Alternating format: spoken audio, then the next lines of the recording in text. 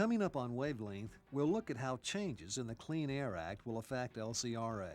We'll show you some innovative employees at FPP, and we'll explore the mysteries of the purchasing and accounts payable departments. Those stories and more are next on Wavelength.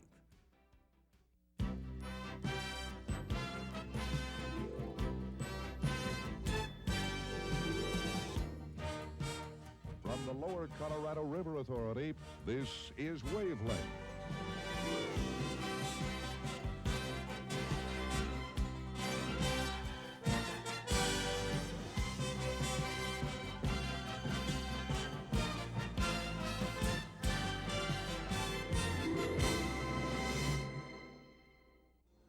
Hi everybody, and welcome to the December version of Wavelength. First, the top stories. Experts estimate that the amendments Congress passed to the Clean Air Bill will cost industry and utilities billions of dollars for new pollution control equipment. That's mainly due to reduced emission standards for sulfur dioxide. So how will this affect LCRA? Will we be required to spend a lot of money?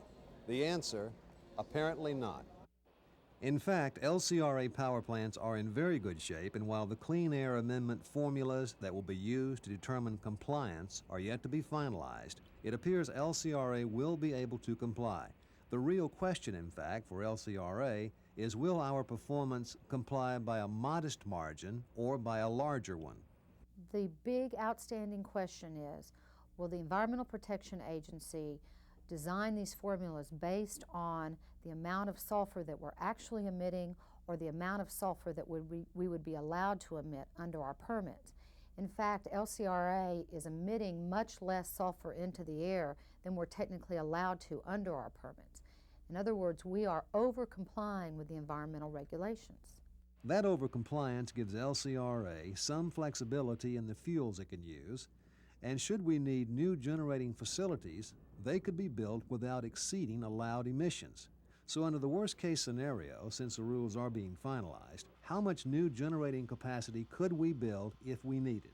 You would have enough allowances to build about 3 additional fully scrubbed units using the same coal as FPP3.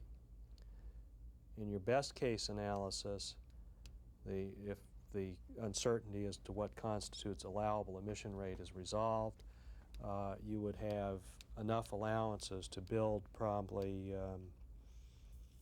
6 additional units if they were fully scrubbed. Of FPP size? Yeah, 3? right. The Environmental Protection Agency will make its final recommendations on formulas for compliance within 2 years. At the November board meeting, the board approved in principle an agreement between LCRA and the City of Austin. This is a big deal. It's a major part of our Clean Colorado initiative, and it's aimed at getting the City of Austin to reduce the amount of pollution that goes into the Lower Colorado River. The LCRA proposal is asking Austin to renew the permits on their wastewater treatment plants at higher standards when they go before the Texas Water Commission in May, to take other actions that might be dictated by a 2-year LCRA study of the river that will be done, and to join LCRA in a joint water quality monitoring and public education program. It all starts with Austin keeping the level of treatment that they have today. And if Austin won't do that, then we go have a big fight at the Water Commission, because Austin will be saying that they want the river to get worse over time.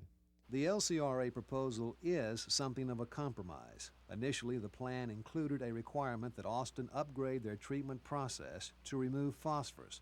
But the city contends that phosphorus removal would be too expensive and says other pollutants may be more of a problem. Let me make it clear, LCRA is not saying that Austin should not take phosphorus out of the river. LCRA is saying that it's okay for us to sit down as a group and talk about what everybody needs to do. The list is going to be longer at the end of the 2-year period, not shorter.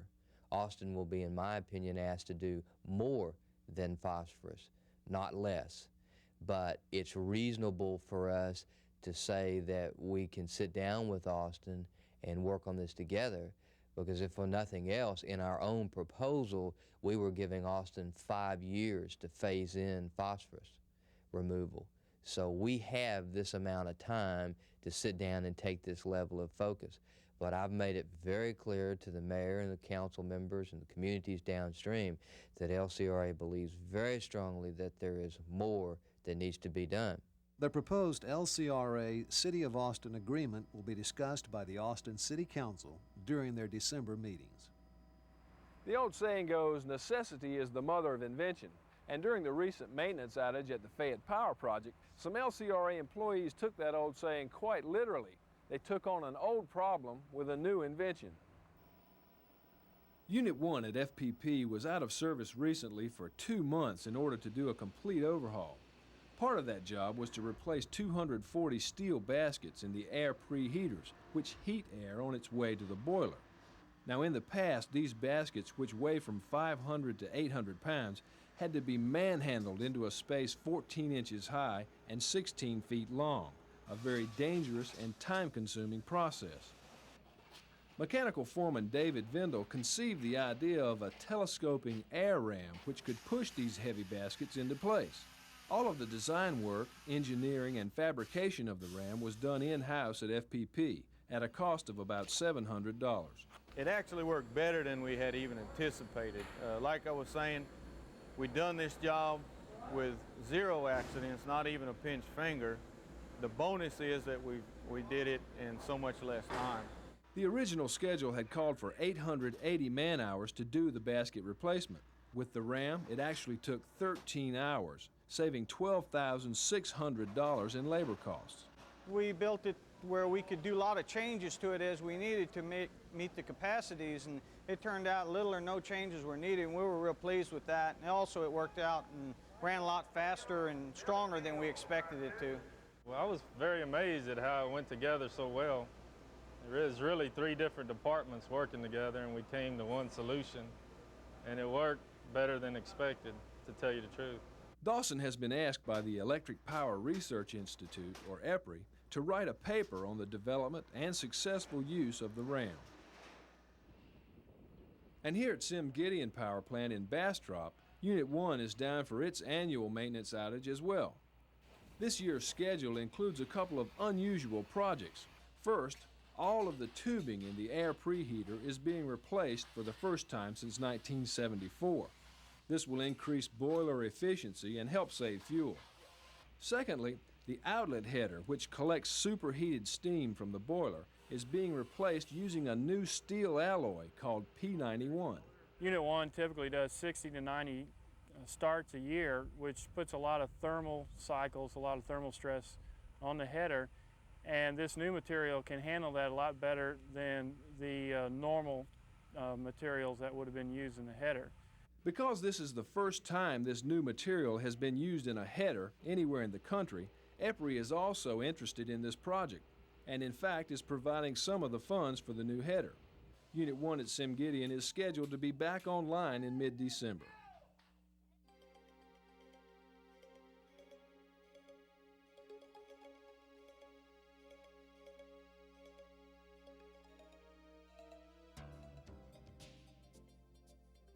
Since LCRA implemented new rates under bond this October, all of our wholesale electric customers were invited to a one-day rate class so that changes could be explained.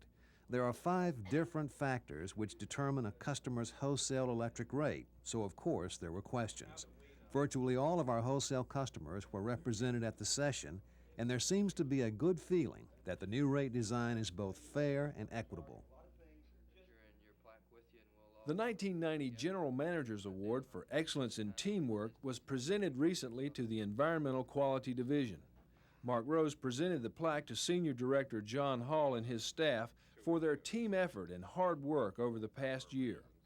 Rose cited the development of the Non-Point Source Pollution Ordinance and the Clean Colorado Project as examples of the outstanding work being done by the Environmental Quality Division.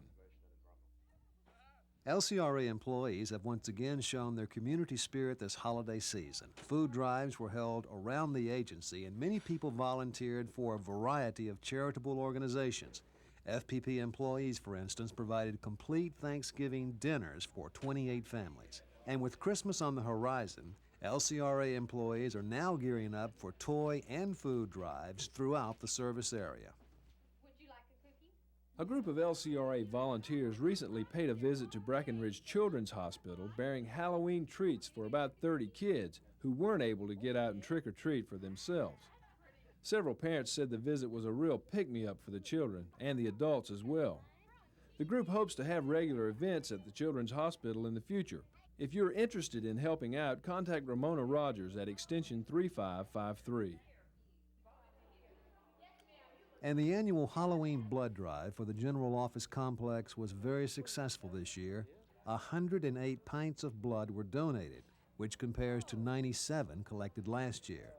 This is, of course, an ongoing project, and anyone can donate blood year-round. If you have any questions about blood credits or donation, call Lorena Fogel at extension 2203. And speaking of Halloween, a lot of people really got into the spirit of things around here. The Shapiro building became a haunted castle with duplicate managers walking around. I'm Mr. Lowell Ryan, Supervisor of Accounts Payable. I'm Gordon Urbanic, Supervisor of Dillon County. Chuck Weiner, Supervisor of Property County. Roger De La Garza, Supervisor of Reports and Special Projects. There were some interesting deals being conjured up down at the credit union, and later there was a big costume contest in the cafeteria featuring a little bit of everything.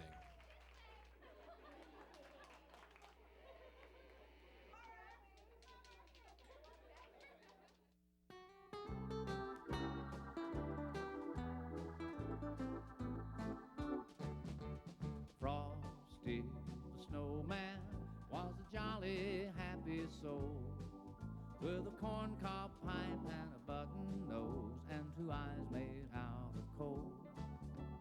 Frosty the snowman is a fairy tale, they say. He was made of snow, but the children know how he came to life one day. There must have been some magic in that old silk hat they found, for when they placed it on his head, he began to dance around. Oh, Frosty the snowman was alive as he could be, and the children say he could laugh and play just the same as you and me. Frosty the snowman knew the sun was hot that day, so he said, let's run. This month on Profile, we're going to take a look at the accounts payable and purchasing departments at LCRA. Now, have you ever had any questions about how these departments operate? I thought so. Many people do. But the fact of the matter is, these two departments get a bum rap. Do they really deserve it?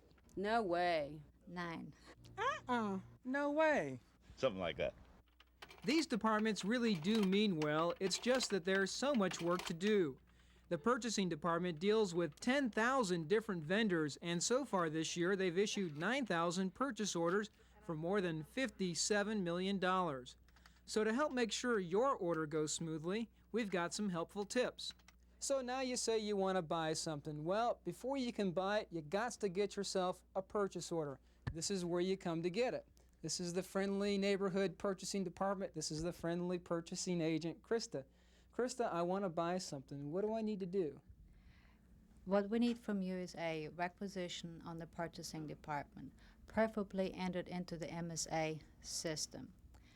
And with good specifications, the quantity, possible a vendor or two. If it's under $1,000, competitive bidding is not required. Is there anything humorous that happens on a daily basis with this process? Well, I don't know. I suppose some of it would probably say purchasing is a circus of its own, but nevertheless, I think everybody really understands it's a necessary evil, and we're all part of the internal control, if you will, related to that procurement process. But every day is a new day, and it seems like there's always something you think you know it all, and then comes one more. Video. There comes video. There comes video, like you. Public information. And there's nothing more aggravating than having a vendor call and ask, where's the check? Although delays are often caused by the vendor himself, there are some things we can do to speed up the transaction. I guess the most important thing would be to make sure, if they can, that their vendors reference a valid order number. And number two, as soon as you place that order with the vendor, get it into the MSA system, even if it's for an estimated amount. Put it in for $1. The system is equipped to handle exceptions and will guarantee you'll get to approve that purchase. Accounts Payable processes over 4,600 invoices every single month, so it's important for everyone to make sure they follow the right procedures. Hey, you know, one of the first things I learned when I came to LCRA is who's the person over here that handles the expense accounts. Very important person at LCRA. Right here she is. Belinda Webb, how you doing? Pretty good, how are you doing? You're a very important person. Do you know that, don't you? Everybody tells me I am, yes. Well, you know, what are some of the more common problems that you face over here? I mean, you know, you guys kind of get a bum rap. Do you deserve it? Well, there's 1,800 of you and only one of me. We're ganging up on you. That's right. What are some of the more common mistakes that we make that frustrate you? No receipts. Really? And the account number's not quite right. I have that a lot. So if we were just a little bit more diligent, it might make your job a whole lot easier. A lot easier, yes. Accounts payable. So as you can see, these nice folks in purchasing and accounts payable really don't deserve the bum rap. We love you, LCRA. And if we all chip in and make sure our requisitions are right and we enter everything correctly on the MSA system, chances are the whole process will go a lot smoother. And aside from all of that, there's really only one other thing we can do to help these folks. Collect a fund to send me to Aruba. That would be nice. Yeah. On behalf of the Board of Directors of the Lower Colorado River Authority, we wish each and every employee a very Merry Christmas and a happy and prosperous New Year. The holiday season is a time when we all step back and reflect on the year that's ending and think about the year that's ahead. We've had a tremendous year at LCRA. We have a lot to be thankful for. I hope Christmas brings to you an opportunity to be together with your family and to enjoy the warmth and friendliness that comes from the holiday season. A special thanks goes to those of you who will be working on Christmas Day and through the holiday season so that the rest of us have this opportunity to be with our families. From my family to each of you and your family, I hope you have a great Christmas and a Happy New Year. After we recorded those messages, we thought it would be nice to include everyone at all LCRA facilities in this little project, and we said to ourselves, it should be fairly easy to get people to say Merry Christmas. As it turns out, some of you proved us wrong again, and we thought we'd share with you some of our, what you call, Christmas outtakes. On behalf of the personnel at SimGideon Plant, we wish everybody a Merry Christmas, a Happy New Year. From the Service Center, Merry Christmas and a Happy New Year. Hook 'em hard! From all of us, from Wirtz and Starkey, wish you a Merry Christmas and a prosperous New Year. From the Ferguson Power Plant, Merry Christmas and Happy New Year! Woo! Merry Christmas from FPP! Okay. All right, I'll start it. We'd like to wish, come on, let's get into this. All right, ready? We'd like to wish everyone Merry Christmas and a Happy New Year from the Rail Car Maintenance Facility. For all of the employees at the hydro plants and the dams of the LCRA, we'd like to wish you a Merry Christmas and a happy and prosperous New Year. We wish you a Merry Christmas. We wish you a Merry Christmas. We wish you a Merry Christmas and a Happy New Year. Hey, that's the best one. All right, do you want to do one more? Let's do one more. Okay, here we go. You ready? All right. From all of us in Public Information, we hope you have a Merry Christmas and a Happy New Year, and we'll see you next time. Nah, that wasn't any good. Don't use that one.